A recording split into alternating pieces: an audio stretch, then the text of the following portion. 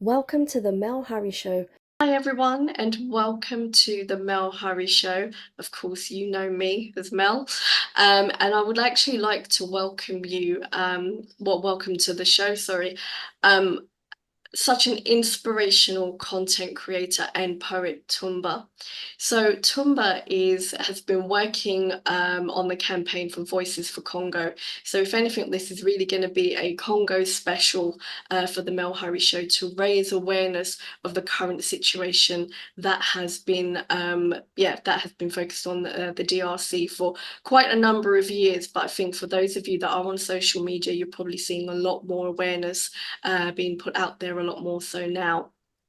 Tumba, thank you so much for agreeing to be on the show. It's an honor to have you on here and such an honor to have met you via social media so I could invite you onto the Mel Hari Show.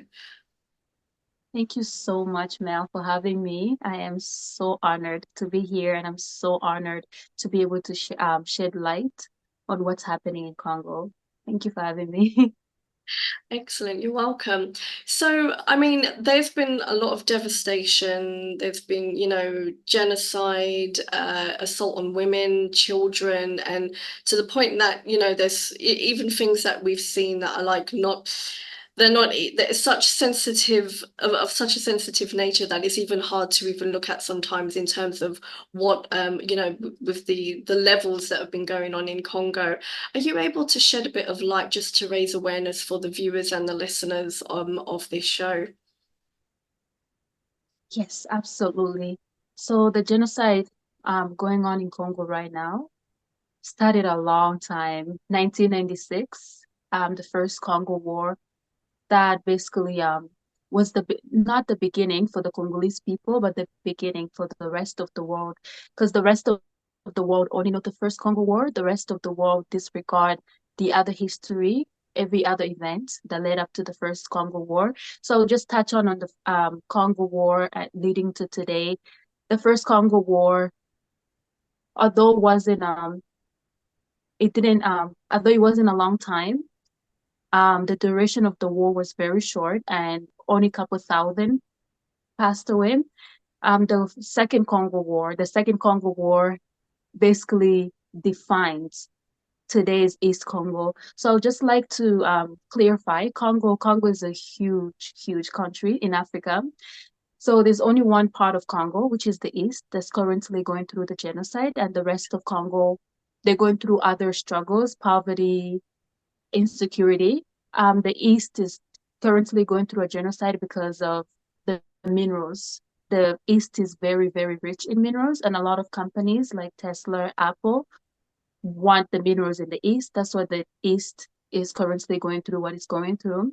So the struggle in the East, I like to believe that it really started in 1998, although 1996 was the warm up. That's what I call it, the warm up of the struggle.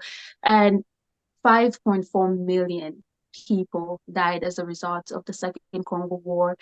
It Wow. was so brutal, so brutal. Women went through the most violent, inhuman dehumanization ever. Anything you can imagine of, they went through it. There were a lot of casualties, a lot of um, burnt villages, a lot of ruined homes, a lot of people lost their lives, basically, in simple words. And leading to today, the crisis and the genocide has just been going on due to the minerals once again, because a lot of the companies have a huge interest in the East. Whoever controls the East basically controls Congo or controls, let's say, the riches of the world, because Congo is very, very rich in minerals. Yeah. Yeah, so as of now, we're just dealing with that. It's like every year, it started again in 2021, leading to today. And so far, millions and millions and millions of people have been displaced and millions have lost their lives. It's a sad reality. Yeah, right now, a lot of people are displaced in the camps, no food, no water, no medication. So a lot of people, either you die from the genocide or you die from starvation. It's one of the two. Yeah, Yes. yeah. No, definitely. And the thing is as well, like it's obviously quite difficult, obviously, to be, obviously you're based in Canada, and obviously being on the outside looking in, it must be really difficult from your end just to see what is going on. And what, I guess, for yourself, you've got involved in this campaign, Voices for Congo. What is the sorts of things that we could do on the Western side of things to try and raise awareness or even help? Is there been any extra things that we could do? I mean, obviously there is a social media 30 Days for Congo at the moment that's currently running. But what would be kind of your advice currently to kind of help out on this? Hmm.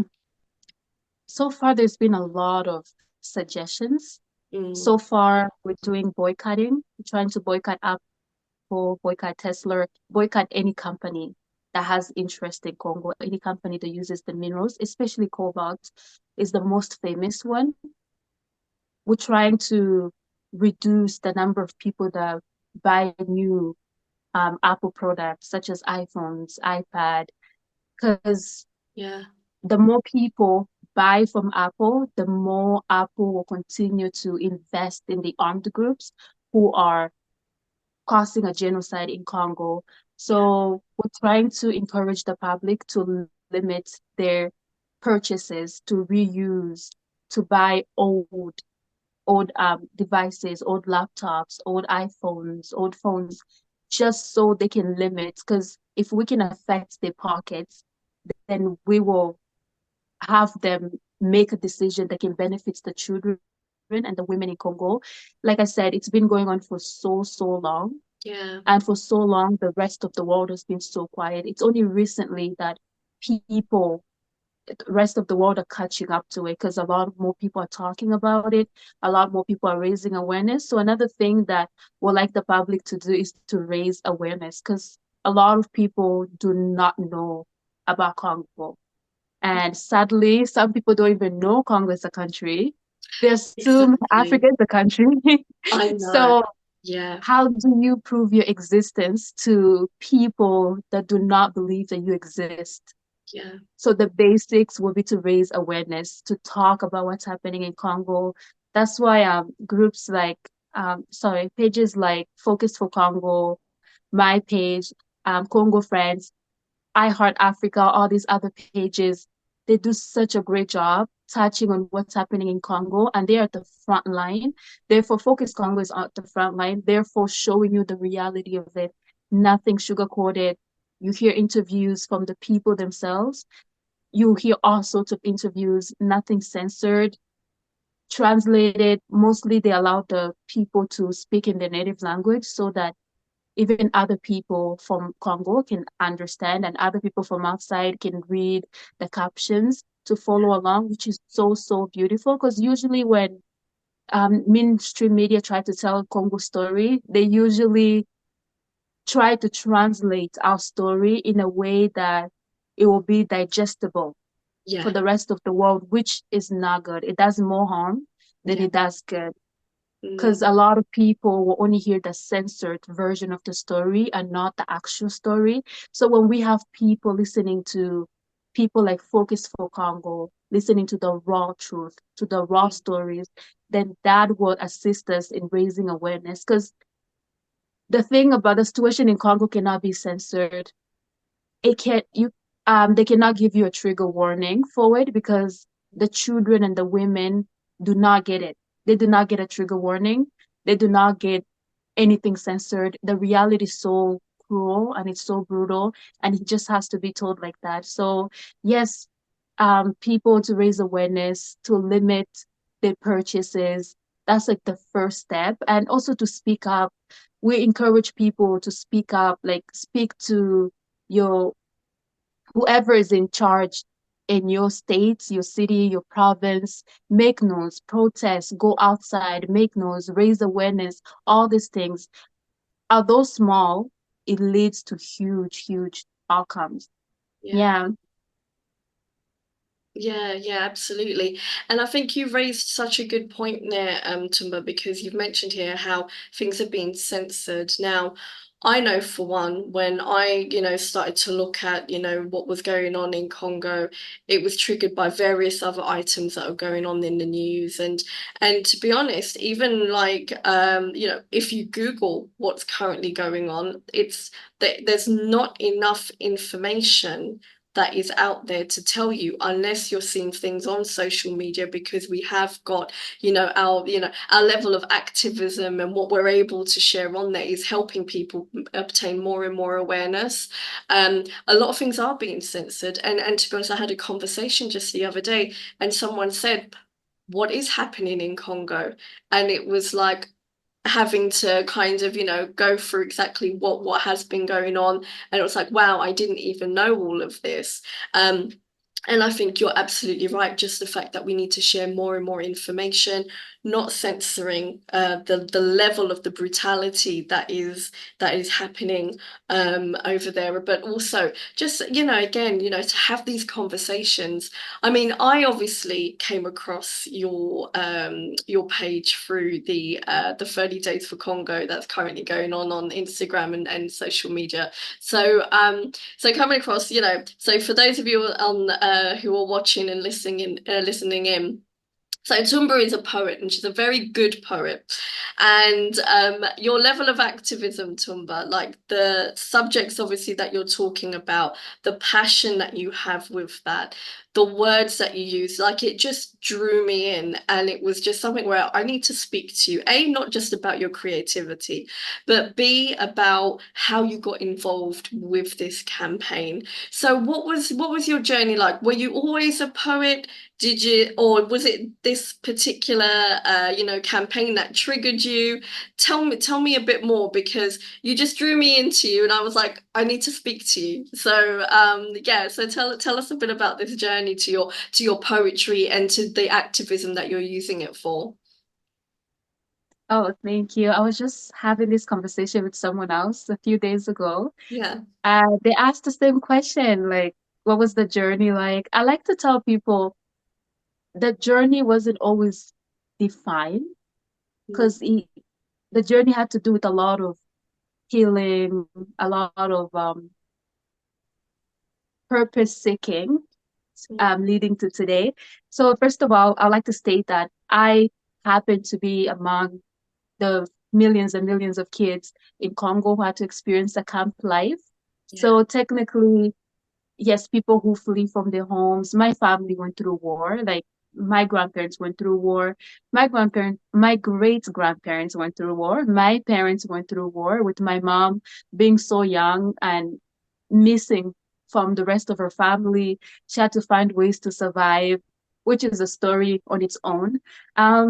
So when I was born, my mother ended up dying shortly, like she just couple years in, sorry, she ended up dying. So my grandparents technically adopted me, took me under their wing. And because they didn't want us to go through the same thing, there was already a lot of insecurities. So what they did is that we moved to Zambia, and then we went to a refugee camp, and we experienced all sorts of starvation, homelessness, you name it. We experienced it, because camp life is not easy. So yeah, when we came to Canada, I was 12 years old, and in junior high, I remember I had a class, and the requirement was to write a poem for you. It Yeah. was grade 9. For me to graduate, I had to write a poem. Sure. And that was my first time coming across the word poem, or even thinking of writing one. So I remember writing about this lady who was dealing with a lot of insecurities, and the poem was titled Her Words Were Never Spoken. The class loved it, and therefore my friend and I qualified to perform our poems in front of the whole school, and they loved it as well. So I went on to high school, and for Remembrance Day, we went to a museum, and I remember just looking at this photo of this soldier, and I just remember the words rushing in, and I Yeah. just took a pen and paper, and I'm like, okay, there lies the man of peace in a dark forest with tall trees.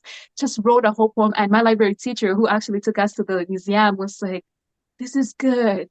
She's like, can you perform it? I'm like, sure.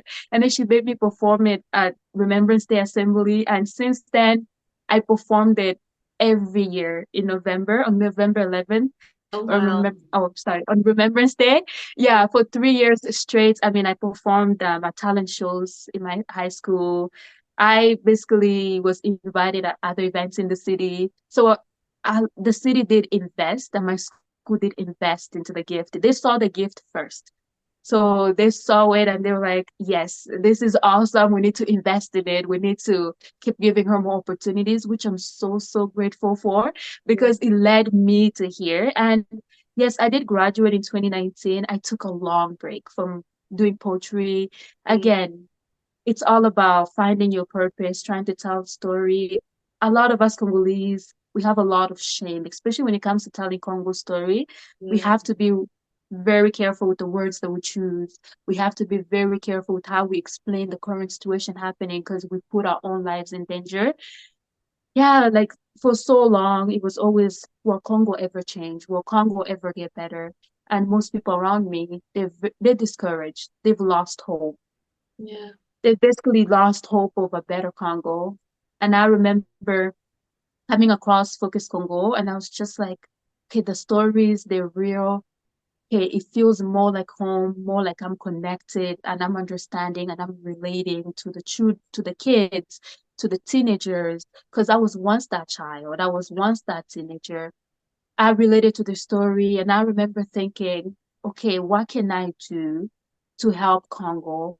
Because if all of us keep quiet, Congo will never change. I remember just doing more research on Patrice Lumumba, Congo's first prime minister and freedom fighter, I love to call him. Mm, So I remember just thinking, okay, if Patrice Lumumba had to stand up for Congo to gain its independence, then what can a young Congolese like myself do to raise awareness? And I remember thinking, I'm like, huh, poetry. It's like, okay, it's something I haven't done, yeah. but yes, that's definitely a great idea. Oh yeah, and before we even got to this point, one of my old high school teacher reached out to me in February. She's like, Melody, I'd love for you to come perform at the Black History event. It's like, Yeah. okay. So her actually reaching out was so, so good. It was the defining moment through all this. Yeah, and just remember, like, what's the best way I can tell this story? And I thought, okay, poetry is something that I can do naturally. So Mm, why not tell it through poems? At least with poetry, it is heavy, but it's not long. It's not 20 yeah. minutes. It's not 10 minutes. It's a lot of things in a short amount of time. And I thought, okay, people can definitely listen to a poem and actually remember most things because it's not a 20-minute video or 40-minute video that they can forget. Yeah, so reached out to Focus Congo and yeah, we're here today. I reached out to them in like May 15th or May 20th, and we did a whole interview with them on like May 27th, and we started the 30 days on June 1st. So it was fast, as you can see, so fast. Definitely, definitely. But it Yeah. must feel so rewarding because this is also like for you to use your words, like you said, you're connecting to when you were a child and what you went through and to be able to bring that to light, but also paint a picture for people like me who are basically, we're ignorant, aren't we? Because we don't know anything. We don't know exactly, what it was like to be in that situation. You've had such a journey from where you were to where you are now and how much you're able to give back and like you said it's that purpose, so it was like it was God's gift, and through that you're that blessed with the inspiration, the voice and the words to put forward this this message of hope even as well, because I'm pretty sure that your words are giving other people hope as well as highlighting and making sure that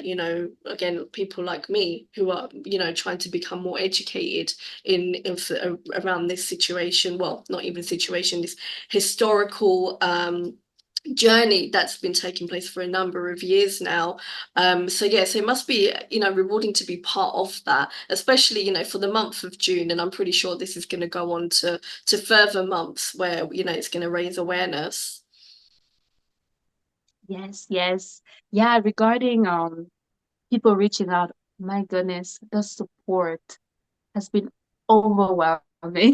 So overwhelming. And the other beautiful thing is the number of young people that are reaching out, which I am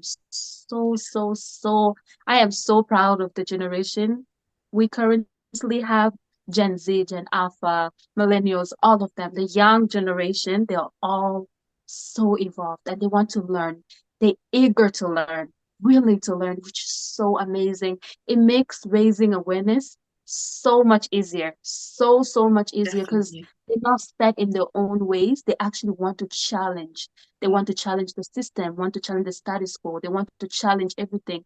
They want to learn. They want to hear stories from the people actually at the front line. They they want to see everything, like what's happening. How can we help? Those are like the type of messages I receive all the time. And the other ones is the number of young Congolese that feel like now they have a voice either through me yeah. or they get the confidence through me to tell the Congolese story. Again, there's so much surrounding Congo. Like I've had family members who were journalists, and Mm, yeah, of course, you can imagine being a journalist in Congo. Whew, they're after your life. yeah, They come after exactly. you, Yeah, your words, whatever you say. Yeah, it comes back to backfire you and your family. yeah. So you can just imagine like how quiet people are, you know? Mm, But again, the number of young people that reach out, even the ones in Goma, even the ones in North Kivu, in South Kivu, in the East, even the ones there, they do reach out. They're like, hey, I saw your poem. You're telling our story. And like in the best way possible. I'm young. I've been so ashamed to talk about it. But because of you, now I have the confidence. I'm going to start talking about it with my friends. I'm going to start talking about it on my page. So many young people are involved in this campaign, like so many young people. Some are creating craft for Congo, merch, that some are selling merch, some are do like so many different things. Some are also doing poems, like they tag me or they collaborate with me at yeah. some of them. It's just so amazing. I feel like that has been the most rewarding part is the number of young people on TikTok, on Instagram, everywhere that are reaching out and saying, hey, I'm going to join, I'm going to participate, I'm going to tell my friends about this. I will organize a protest, I'll organize a rally, I'll organize this. Oh, so overwhelming. Absolutely. And the thing is, I think this is how social media is used in such a positive way because, Mhm. and it's connected worlds, like, it's connected people worlds apart that can come together, that can say, right, let's do a campaign, let's raise more awareness, let's do some activism, let's change mindset. There's so many things that you can do, so much good with social media. So if anything, it's like, this is the push now. And I guess, younger generations that are using social media now are becoming more knowledgeable on how to use it well. Again, you had certain generations where it was just, okay, let me just share personal pictures and then that was it. And then now it's like it's changing because it's like there's more causes, there's more things that we need to, expand our education about areas, and again, like you said, some people didn't even know that Congo existed, and it's not until and until things they start saying, oh right, okay, so this is going on. Wow, I did not know this, and then they're trying to educate themselves a lot more. But if it's not for people like you, we can't change it because we need to know more from you, and then we can work together to see how we can raise more awareness. So yeah, so again, it's just, and I think I couldn't agree more. Like the amount of things that even I see on TikTok, I'm just amazed at how much you can learn from them, as well as be empowered to do more. So I think this is just the way that we could use it much more positively as well. I mean, just kind of going back to your poetry a little bit, do you feel that it helped you kind of, because there must have, of course, naturally there was a lot of trauma that you've been through from such an early age, obviously being in camps, being in situations and violent situations as well that have kind of caused you. Are you allowed to kind of go into some of what you experienced, or is that, are you able to go into some sort of detail? Oh, yes. No, I can definitely touch on some of my personal experiences. Yeah, so my family, again, we basically fled Congo, I like to say, because we left in the middle of the night. We were sleeping, and they're like, wake up, Yeah. carry whatever you can carry. We're leaving. Yeah, because we did not leave during daytime. We had to basically flee into Zambia. Zambia is so close to Lubumbashi, where I was living. So we went into Zambia, went into a refugee camp. Mm. Technically, we didn't even know anyone in the refugee camp. It's so you can imagine the struggle. I mean, we did sleep outside. I remember one night we slept in the cold, and my sister and I were fighting over my grandma's scarf in the middle of the night because it was so cold. We were trying to keep ourselves warm. We're like, okay, fighting over her scarf. So she always tells this story. She's like, oh, you guys. And it just, now it's funny. But in the moment, it wasn't funny. In the moment, it was brutal. I Yeah. remember being a child and just looking up to like the sky because it was just open sky. And I'm just like, oh, what kind of life is this? Like, and it's something that I did a lot when I was younger. Try to get lost in my imagination, in my thoughts, try to dream of a world that's better than what I'm currently experiencing. So whenever we will not like have food, because there were times that we would not have food, so we had to use salt water. We had to put salt in the water, Yeah. and then we have what we call fufu, like fufu flour. I don't know if you've Yeah, I heard of know that. fufu. Yeah, yeah, Okay, you know fufu? I Yeah, do. so we would do make fufu because we don't have soup. We just Mm. use the water, the salt water, and just eat like that. Wow. Try to survive. Like we didn't have toothbrushes, so we'll take a tree and actually use it as With a toothbrush. branches. Yeah, Yeah, yeah. yes, Mhm. yeah. So you can only imagine like we were sleeping, like we were a few years in the camp. That's when we were able to like build what we'll call a house. It wasn't your typical house where it's like you have AC, you have enough space, or you have this like movement, freedom of movement. No, it was just a survival home where it's like, okay, we can sleep in here. It can keep us warm. It can keep us safe from the rain and from other things, at least even from the outside. It's like a little privacy that we had. So we basically did that, but the refugee camp was so hard. My family did a lot of okay, we live in the refugee camp and then we live in what we call the city in Solwezi in Zambia. So we'll move from Maiba, we'll go to Solwezi. And I remember my family shared one family of four, we shared just one room. When I say one room, it doesn't have kitchen or living Yeah, room. It's just yeah. one, like a single space. So you Wow. can only imagine. And it was so tiny. So family of four, we just had to squeeze ourselves in. Of course. And yeah, but that was the life. I mean, we weren't like we did go to school here and there. It's like in the refugee camp because Mhm. the UN they were taking care of it. They tried to offer the education, but it wasn't doable, especially when you're suffering a lot. You need to go to market. You need to sell. You don't have time to spend at school all these hours.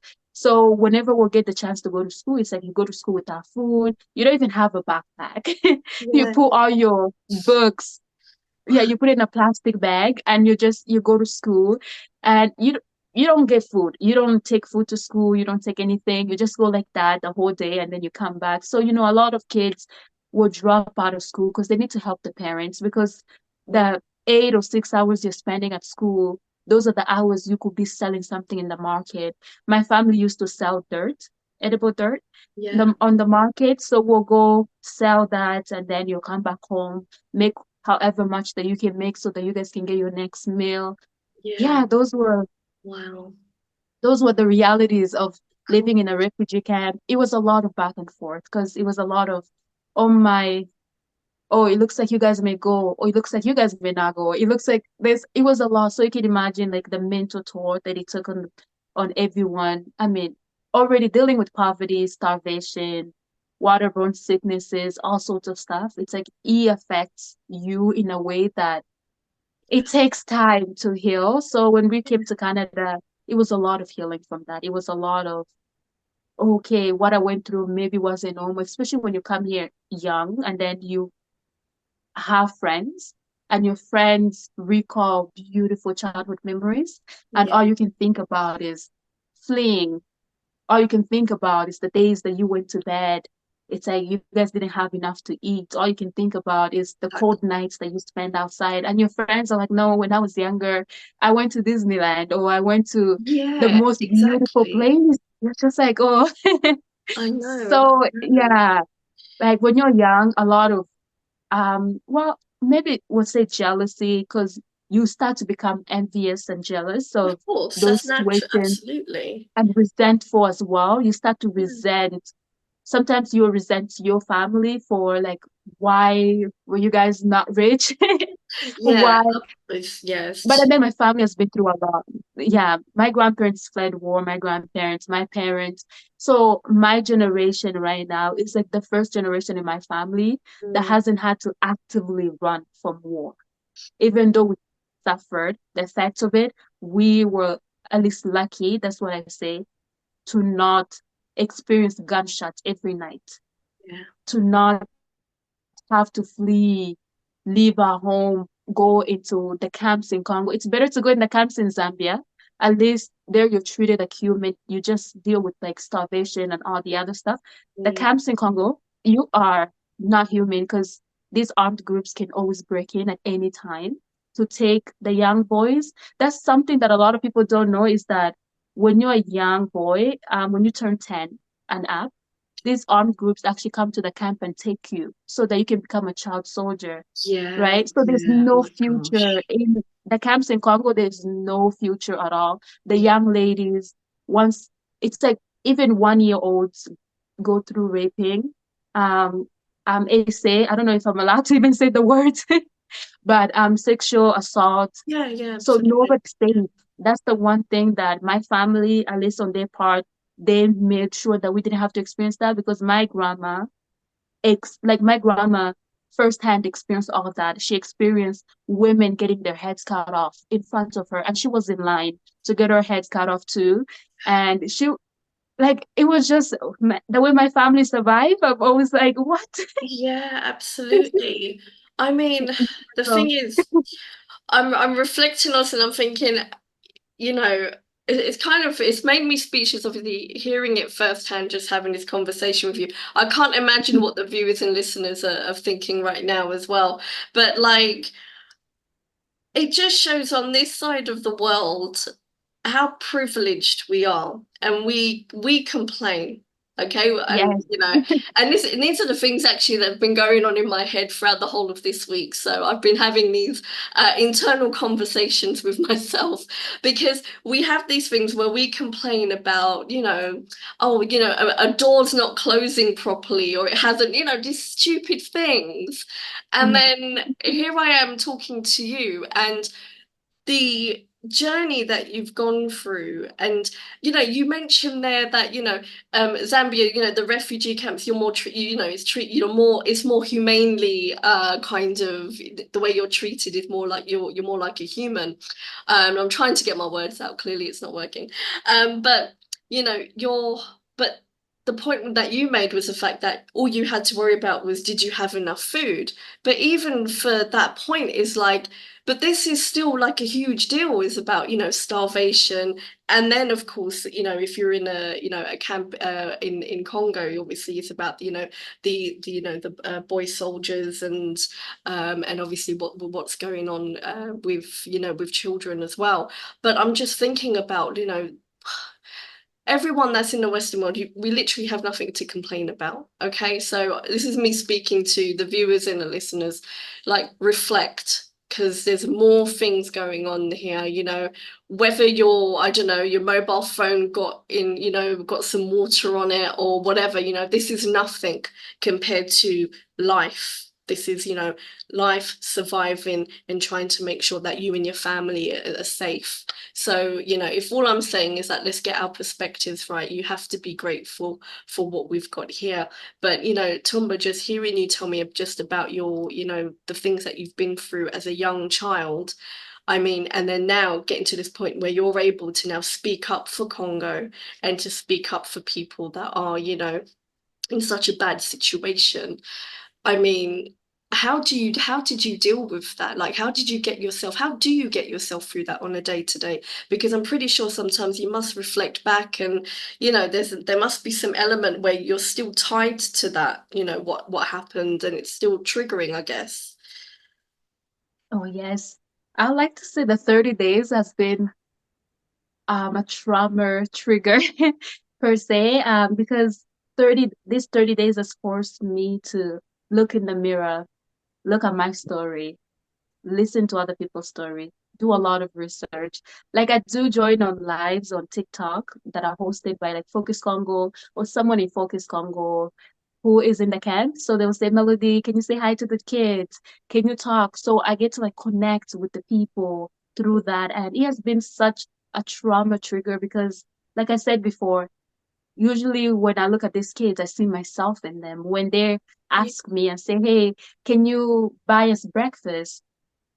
Then I remember myself. I'm like, oh my, I used to do the same thing too, whenever Yeah. you see anyone, especially let's say anyone from the Western world who will come to the camps, it's like you will chase after them and just, try to like get whatever you can get from them. It's like, can you buy me this, please? Can you do this? Can you do that? So, Yeah. when these kids see me now living in the Western world, for them, they see me as like I'm living in heaven, right? So all these Yeah. things just trigger, like it brings back all those memories, but and then the sad ones as well trigger like a lot of like trauma that I hold as well from there. But all these people have been my inspiration each and every day. I know there's been a lot of discouragement, a lot of worries, because a lot of people, again, a lot of Congolese don't like talking about it, because once you talk about it, you put yourself out there, you put yourself in danger. Maybe the Target. other groups Yeah. may not like what you said. Maybe they may not like the raw truth that I'm telling, or maybe they will not like the way I'm describing what they're doing to the women, because they try to keep a lot of things hidden, they try to keep a lot of things from mainstream media. They don't want a lot more people knowing because the more people know, the sooner the change will come. Yeah. Like the more people are aware, the sooner the change will come because we will not allow it to continue. It's Mm. almost 30 years. And for me, I like to say it's been over 30 years because the other years leading to it that people do not consider. So yeah, like a lot of people have told me, like, Melody, it's so dangerous what you're doing, like, be careful. Or some people just say, Yeah. look, I would not advise you to continue with it because Mm. it's very dangerous. But and then one thing that I've made up my mind on, I'm like, you know what, we are gonna die each one day. That's Mm. the sad reality of life. So I'm like, if I end up dying at 24, or if I end up dying at 100, there's really no difference. The only difference is at 24, I stood up for something. At 100, maybe I didn't stand up for anything. All I did was just enjoy my life. Because Yeah. the thing about leaving Congo is that you may leave Congo physically, but Congo never leaves you mentally. Yeah, So exactly. everything comes back to you. So you may think, okay, now I live in a safer place. I eat every day. But and then you still have family that are still in Congo. They call Yeah. you up, they send you videos, and that was, oof, those ones are triggers. Mm. Videos, they send you those raw videos, like blood everywhere, people bound to trucks, like houses ruined. They send you all those videos because your family are currently going through that, Yeah. and you left a lot of family back there, so you can't just shut them off. Exactly. You cannot just leave Congo and forget about Congo. Mm. So yeah, like these 30 days, the one thing that I try to tell myself to just keep going is that the children don't get the option to just say, you know what, I'm not going to do it. Let me go do something else. They don't just get the option to back off. Yeah. They do not get, they fight every single day because they're fighting. And I don't even have to fight or flee for my life or anything every day. All I have to do is listen to their stories, try to tell their stories, try to help in whatever way I can help. So that's like the best thing that I can do, even though it does take like it takes a toll on like my mental health. Whew, exhaustion, like a lot. Like I'm always like exhausted because I Mm. wake up early in the morning and then I go to bed around like 3 a.m. I go to bed around like 3 and then I wake up at like 6 because I need to get started. You have live videos to join, you have to write. And these poems don't just, it's not just like, oh, pen and paper, 1 hour, let me Oh, it's write. not. Yeah, you No, have to it's really have, yeah. hours. Some of them take days.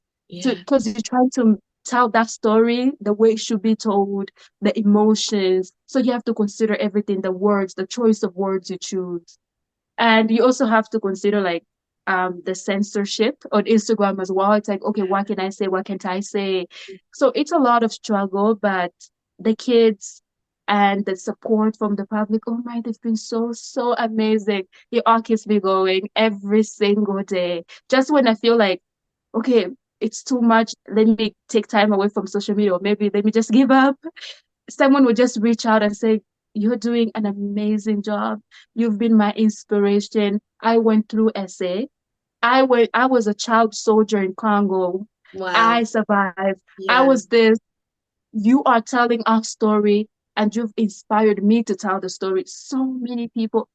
What do you do with all those wonderful people? It's like you can't give up. You have to keep going. You Do. have to keep telling that story. And yes, it will continue after the 30 days. The 30 days is only for the month of June to like help provide water, shelter, Mm. and food. But this, as long as the war is still in Congo, we still have to tell the story. So there's no end to how many stories we'll tell about Congo. As long as there's still war, we still have to tell those stories, and so many stories to tell in Congo. So much is happening.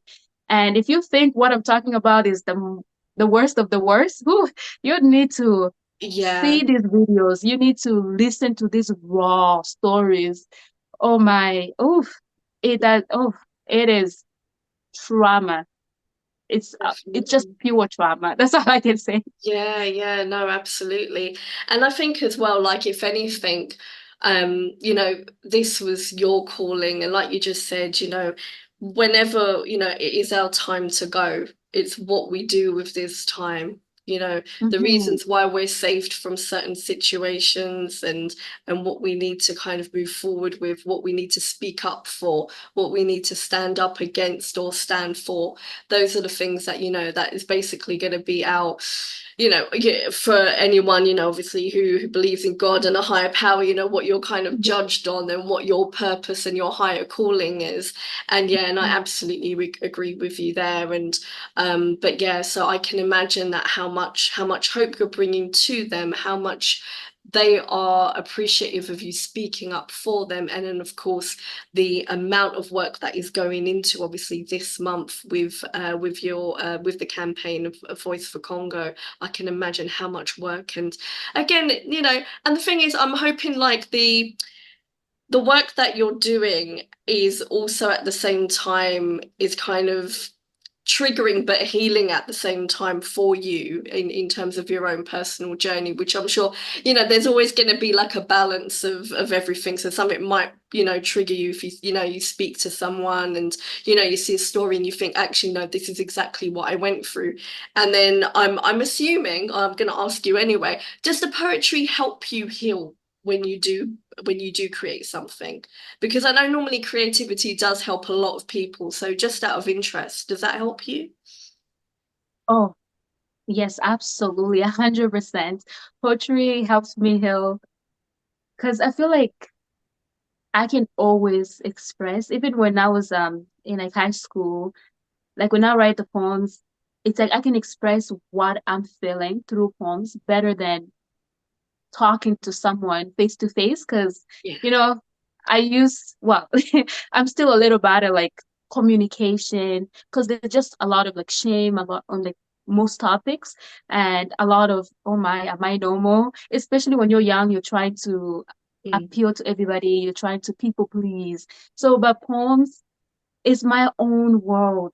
Poetry, I have full control Mm. over the stories that I can tell. And all you have to do is listen, whether you like them or you don't like them. It's like those are my stories.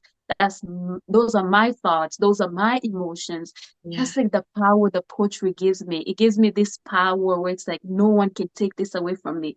It's within me. It's me. I dream about it. I sit and I just think of something. It's almost like I see a picture. Sometimes I even see a picture or word, and I'm like, yes, write a full on like 2 page, Amazing. 3 page. Yeah. So poetry just poetry is the only thing in life that I believe I have full control over. Mm. It's wonderful, and I just love the fact that at least I have something, like going back to what I said, like some kids, some of my friends have had a different childhood. So it was a lot of comparison there, but through poetry, I've just come to learn that yes, they have a different childhood. They had a different because they have a different purpose in life, right? I went through what I went through because so I can tell these beautiful stories today from Yeah. a point of a survivor. Because a lot of people, when they listen to me, they're not listening from a point of someone who grew up privileged and is just trying to tell the story. No, they listen from a point of, my goodness, you survived Mm. and you're telling this story. You're so brave because you survived and you're telling this story. And I know that I survived as well. I'll join you to tell the story. And I've built a community, I like to say, of other survivors. And that has normalized, not normalized, but it has made my trauma not out of this world, like, oh, I'm the only one who experienced this. It Yeah. has really brought me closer, and it's a lot of healing that has taken place. It's a lot of acceptance. It's a lot of, yes, this happened to me. Mm. And I am so glad I was able to survive. Now I look back from a place of what can I do to help the other kids survive? What can I do to tell their story? How can I help them the same way I was helped? But it was a journey to get to this. It was a journey, but poetry has been the greatest, the biggest, has played the biggest role in like reaching to this point, getting to this point where it's like, yeah, my trauma does not define me Yeah. because I have a bigger purpose in life. I have so much more to do. I was just talking to my little cousin about it.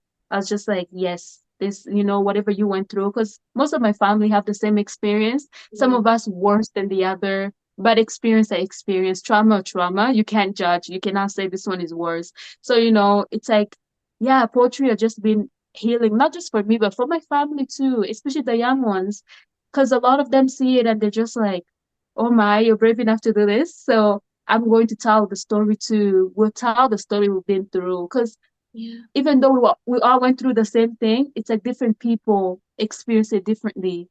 Different people, especially when you're younger, when you're older than the other one. So your experiences vary. Even when I talk to my family, I'm like, I remember feeling this way. They're like, I felt this. And I'm like, oh my, you felt even worse than I felt.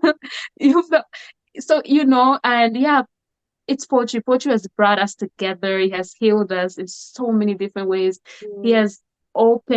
He has created a space where we can talk about it, which is so beautiful. A safe space as well, which is so, so, so wonderful. Yeah, absolutely. Amazing. Thank you so much, Tumba, for just sharing this journey and to give us more insight and even give me a lot more information than what I thought I knew previous to obviously speaking to you today. Now, I know we've only got well, practically like a few days left of June. But how can we help with Voices for Congo? Is there a place to donate? Is there a GoFundMe? What sorts of where's the money going to? Like, give us some information around it. Yes.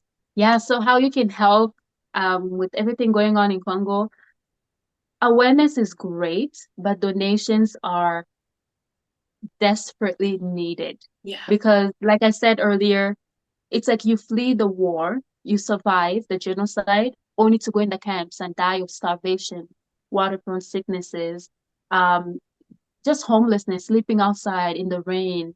And so donations make such a huge difference. That's why we organized the GoFundMe 30 days. It's called Voices for Congo. I don't know if you can see it. Voices for Congo, 30 days, 30 hopes. And the reason why it's 30 hopes, because we're trying to raise 30,000 euros. And we tried to raise it in 30 days. And it's the reason why it's Voices for Congo, it's because poetry is voice. We're using that as like voice to like every day we speak about Congo and other people that have joined. Team Congo is also doing like every single day they do a live video. So they are part of the voices as well. So the way people can help is first of all donating. That's like the biggest one. Like if you can please donate, if you can donate, please, please, please donate because we need the donations. Like I can't even begin to tell you like the number of little girls that survive or like they survive AC, they survive all sorts of stuff, only to go in the camps. And now they realize that, hey, just because I survived it, now I'm about to face starvation and I'm going to die from starvation. So what I'm going to do is I'm going to go back and get essayed again, just so they can get a meal, just so they can get food, just so they can get access to clean water. A lot of the camps, they don't have water. They need to depend on these trucks to bring the water. Yeah. And it's like there's not a lot of trucks that bring the water all the time. So you can imagine people going hours and hours without water. And what do you do when there's no water? You drink the dirty water. Mm. You have to, because you're thirsty, you need to drink, especially when you're a child.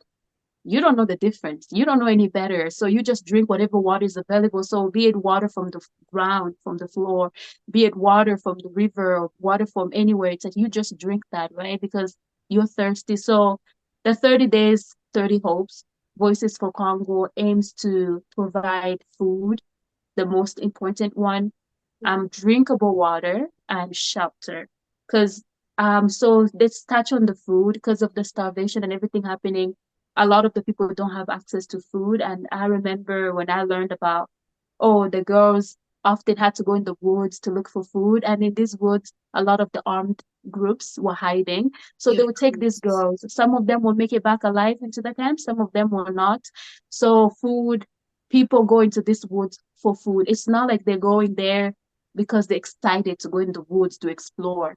It's all Yeah. for survival because when you go in the woods, you can pick up trees that you can burn and sell, right? You can, there's so many things. You can pick up some like plants or grass or anything that is like sellable that you can Yeah. sell to make Yeah. money. Or Mm. even just some of them you can even eat, if you find some fruits or whatever, you can eat that. But a lot of these little girls, most of them under the age of 15, because Congo has like a young population. Because, like I said, once you reach the age, it's like you're either killed or recruited to become a child soldier.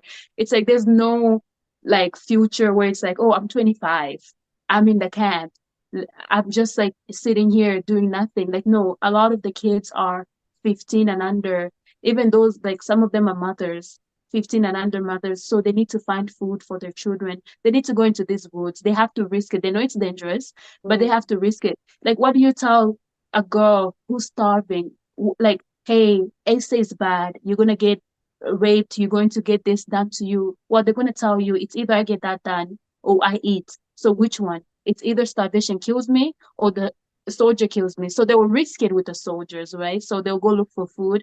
So that's why food is so, so, so important. And the only way we can get food is through donations. Because when we get donations, we're able to buy a lot of food and bring it to the camps, give them flour, give them oil, give them access to like food that they can use for days, and try to live on until like the next donation or the next time we bring them food. So, and then the water, a lot of waterborne diseases, sicknesses, Mm. that a lot of it, even when I was younger, I had to deal with it as well. Like when I was younger, yes, because of the starvation and the amount of like suffering we went through. So I used to like sometimes throw up worms from my system because my system was so messed up from the inside. Of It's course. like sometimes you just throw up and it's just a lot of worms Wow. because your body has eaten itself. Your body has Yeah, just, exactly. It's digesting its own muscles and yeah, exactly. yeah. So you'll go to like the bathroom, do number two, and all you see just worms coming out. So, a lot of the kids still experience a lot of that, right? Yeah. It's all sorts of sicknesses. And it leaves a lot of like scars on your body too that you have to deal with. I mean, a lot of insecurities that come your way later on in life. But these kids, that's the reality. You can see a child is so tiny and the stomach looks big, and because you've been through it, you're like, those are worms. Yeah, That's not anything like, oh, this child is just chubby or this child is this. No, no, those are worms. yeah, it's the You see they're so bacteria. skinny and Yeah. the stomach, yeah, the stomach is a little big. Yeah, Yeah. you just know that that's a lot of worms, and if they don't get it treated right away, they're gonna die from it because it's Um, eating them from the inside, right? So again, it's the water part. So that's why we need access to drinkable water, like water filters. Even if they had they have to use the water from the river and other places. Yeah. With water filters, it will make such a huge, huge, huge difference. So we're always looking for water filters. If people are able to donate water filters, we're open to receiving them. You can donate at focuscongo.com. Excellent. Like, yes, water filters and the shelter as well. Like a lot of the kids, again, under the age of 15, but in the camps, they're mostly under the age of 10 because when you're 15 in the camp, they come and take you. You don't have a future there. They just take you and you have to now come back and start killing your friends that you grew up with, your family, because you are recruited. It's survival of the fittest out there. So, So yeah, like shelter is so, so important. It just recently they were telling me, the people in the camp, they were just telling me, it was yesterday actually, they were telling me that these armed men will come late at night, they'll open the tents and they will like rape these girls, these little girls who are sleeping. So they're not even safe in the camps. They'll no. come open the tent. So what they're looking for is locks, right? Now we're trying to buy them locks. We say, hey, Yeah. yes, we can build you a house. We can get you a tent and then get you a lock so that you can start locking your tent. So Wow. that way, by the time they're struggling to open it, it's like you can wake up You're and, woken up. try Yeah. to protect yourself. Yeah, so shelter is so, so important. Some people don't even have tents, so they sleep outside. And Yeah. others who do have tents, it's not even the safest. So you Mm. cannot imagine like these 30 days, it focuses on three things: shelter, water, drinkable water, and food. And those are very important. Without the three, the people will put themselves in more danger. They'll go back. They'll try to appease. Some of these little girls are taken as like girlfriends, wives of these Wow. soldiers. You Yeah. cannot imagine the torture. Like the girls go through that, but the little boys who are recruited into child soldier. I know we don't talk so much about boys. I Yeah. actually wrote a poem about it that I'm going to post today, like about why we don't hear so much about boys and men in Congo. Yeah. It's brutal, like the things that happen to them. But yeah, like that's like the focus of the whole campaign. And after the 30 days, it's always good. Like anytime you can donate to focuscongo.com. Like Excellent. Focus Congo is at the front Yeah. line. They're there helping, and you actually see where your donation is going. They're video Amazing. proof, the photo evidence. Like it's nothing hidden. It's nothing done in the dark. You will see them giving the food. Just the other day, the founder Papi posted a video of the water filters that were sent to Congo, and he was so happy. You can see him in the video opening the box. He's like, "Oh my guys, I have a gift that came in." Like so excited. But it's like those are the things that happen, and there's so many people at the front line, so many young people as well. Like I would like to like shed light on that. So many young people in the camps who are helping, from Focus Congo and from other groups who are out there like helping, trying their best to like entertain the kids, to just make them forget about the reality, try their best to even teach the kids because they don't have access to education, they don't have access to anything.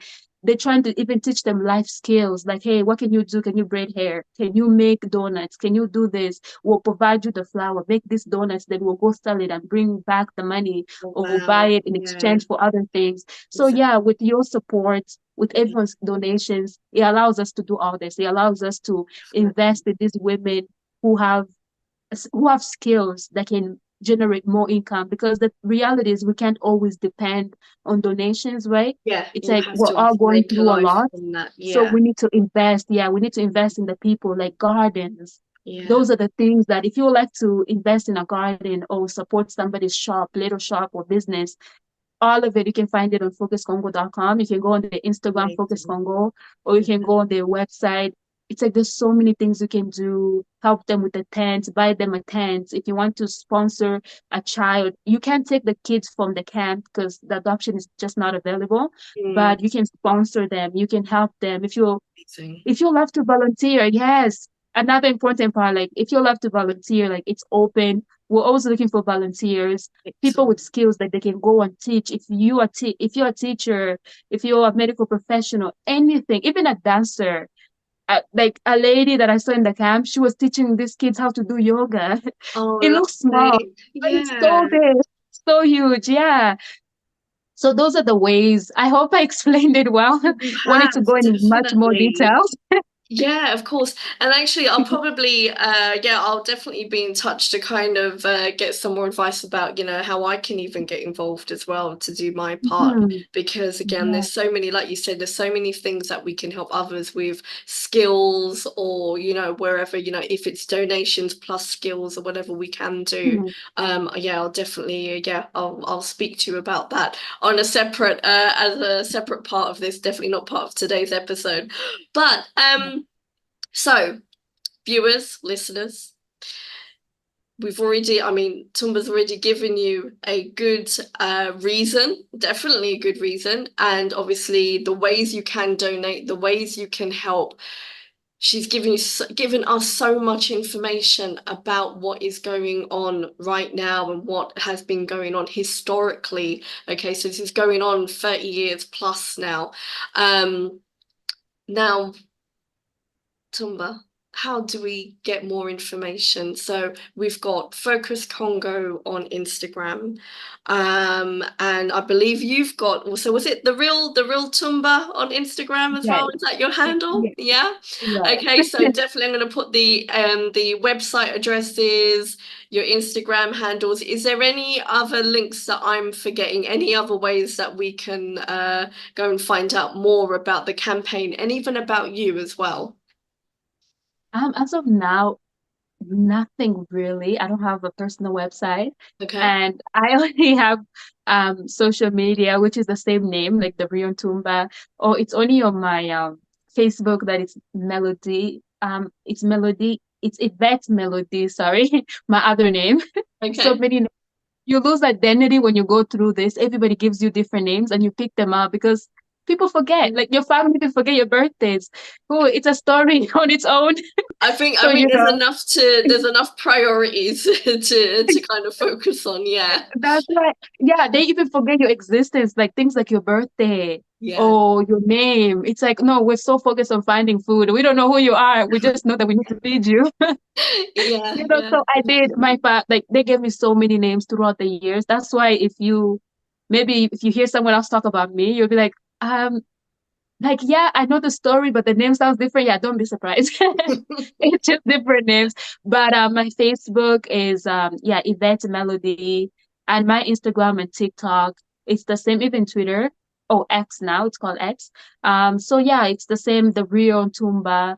You can find me there. I mostly just do poetry as of now. Had I just don't have. Oh, I don't know if maybe I'm ready to like do more like deep dive Mm, articles, writing about articles and stuff. It's just a lot. It's a lot mentally as well. And poetry, so it's short form, and I can just it's like, so okay, I'm going to powerful. record, and then I'm going to like continue writing. I don't have to be there and just write.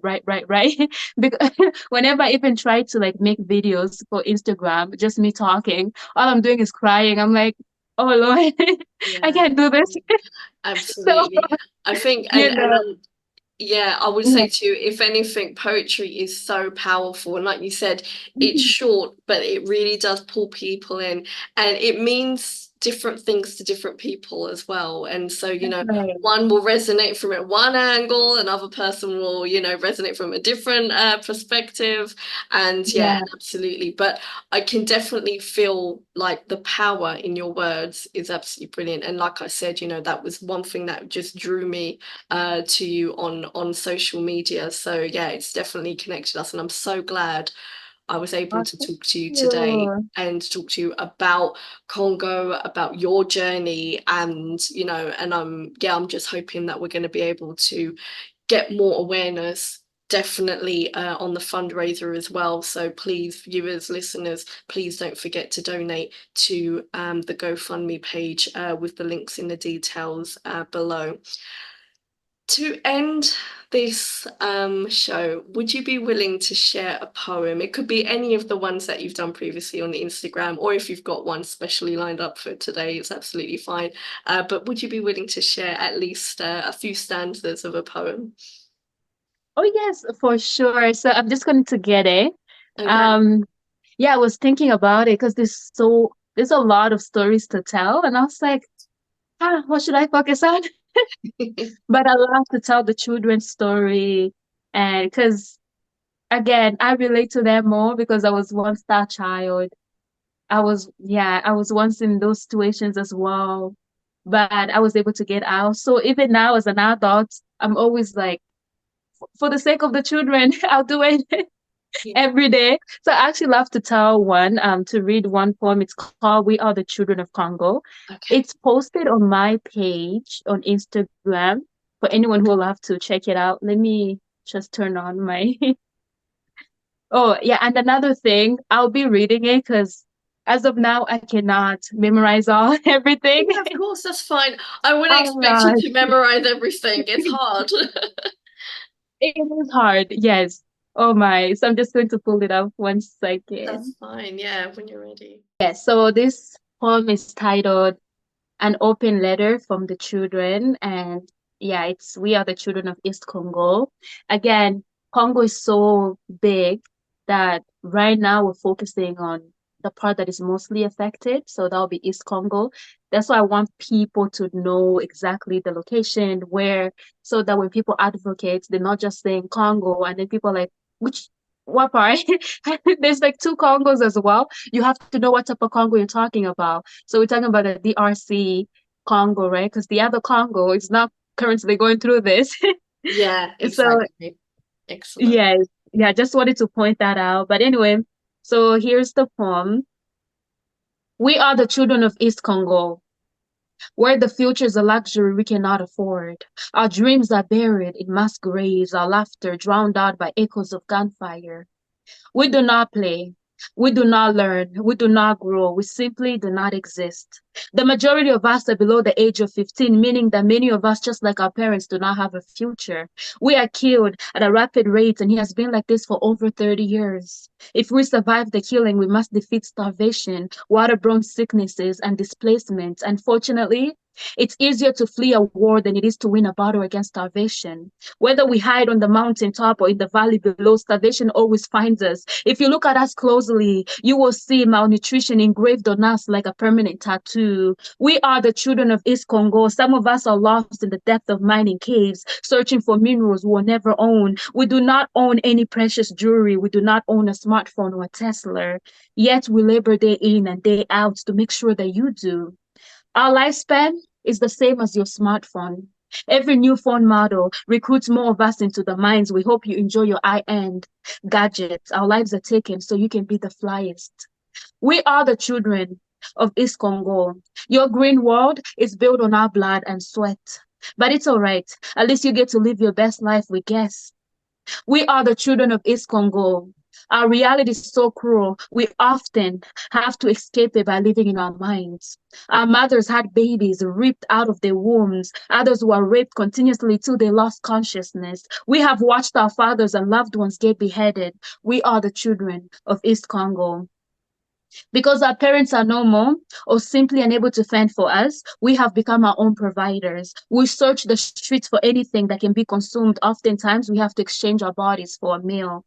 We are the children of East Congo. The majority of us didn't live a rich life before the war, but we had parents who loved us.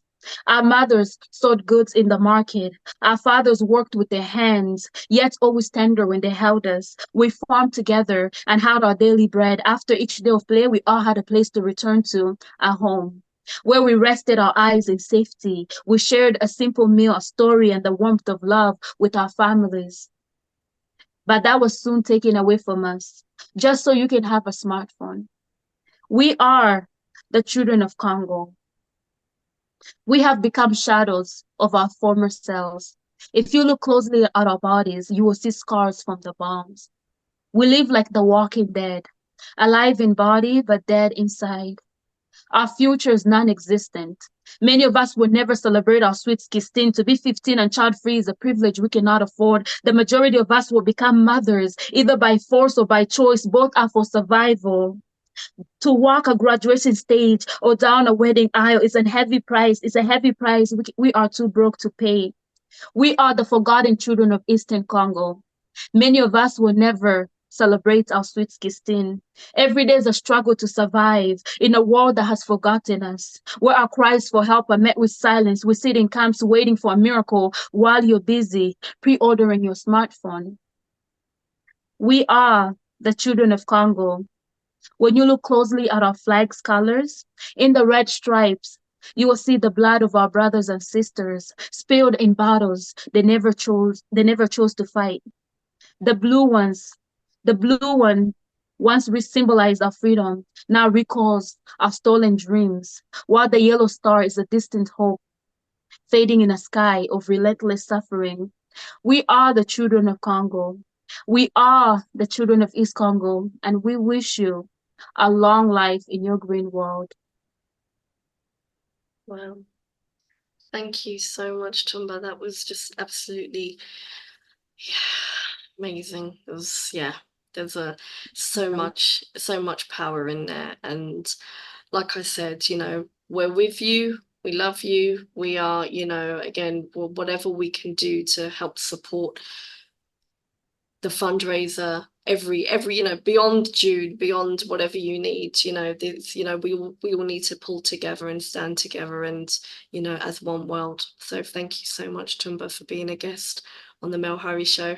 I can't wait to hear about the progress and also obviously an update on how well you did on the fundraiser as well. Thank you again. Oh, thank you so much for having me. I am so honored. It's such a privilege to even have this opportunity to talk about Congo because usually, again, we don't really talk about it, especially as Congolese. There's just so much shame. There's a lot of, oh my life will be in danger if I speak out against it. But we have to talk. And thank you so much for giving us the platform to be able to share our stories from the perspective of survivors and from perspective of families or friends who may have went through it. It's such a privilege and such an honor to shed light on what's happening in Congo. So thank you so much. I hope you enjoyed the show. For more content on social media, don't forget to follow at Mel Hurry Films on Instagram, or you can email me at themelhurry@gmail.com. Take care. Bye.